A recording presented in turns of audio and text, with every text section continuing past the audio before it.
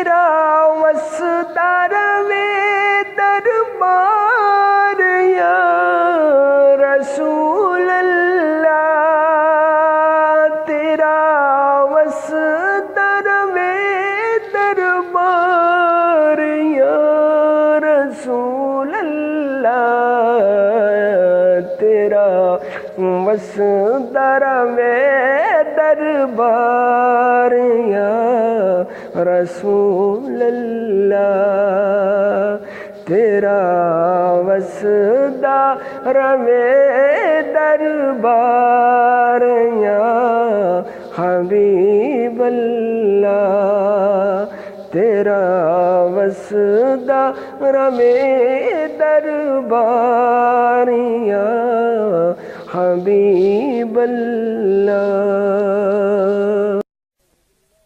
أعوذ بالله من الشيطان الرجيم. بسم الله الرحمن الرحيم. قد سمع الله قول التي تجادلك في زوجها وتشتكي إلى الله والله يسمع تحاوركما إن الله سميع بصير.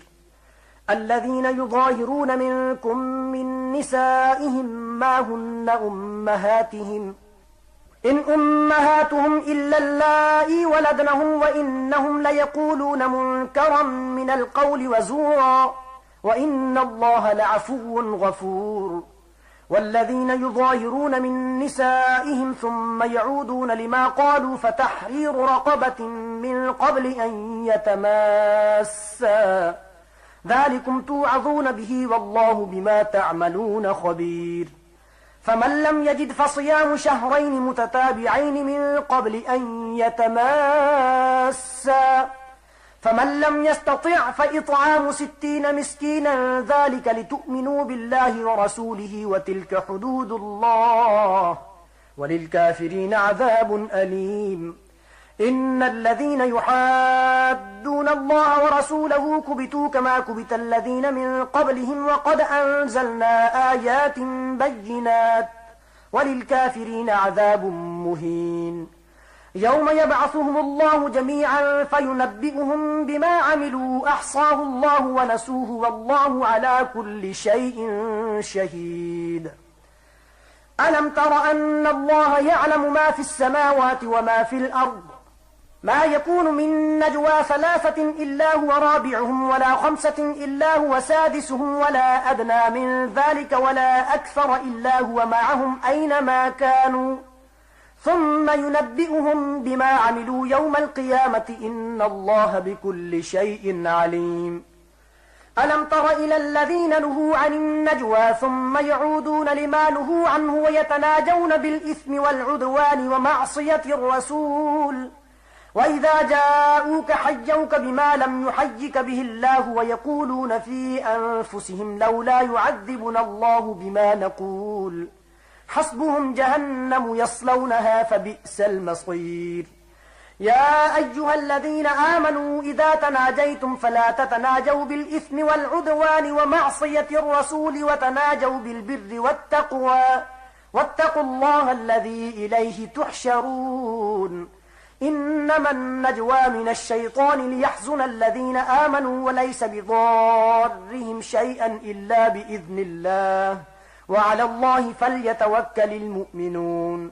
يا أيها الذين آمنوا إذا قيل لكم تفسحوا في المجالس فافسحوا يفسح الله لكم وإذا قيل انشزوا فانشزوا يرفع الله الذين آمنوا منكم والذين أوتوا العلم درجات والله بما تعملون خبير. يا أيها الذين آمنوا إذا ناجيتم الرسول فقدموا بين يدي نجواكم صدقة ذلك خير لكم وأطهر فإن لم تجدوا فإن الله غفور رحيم.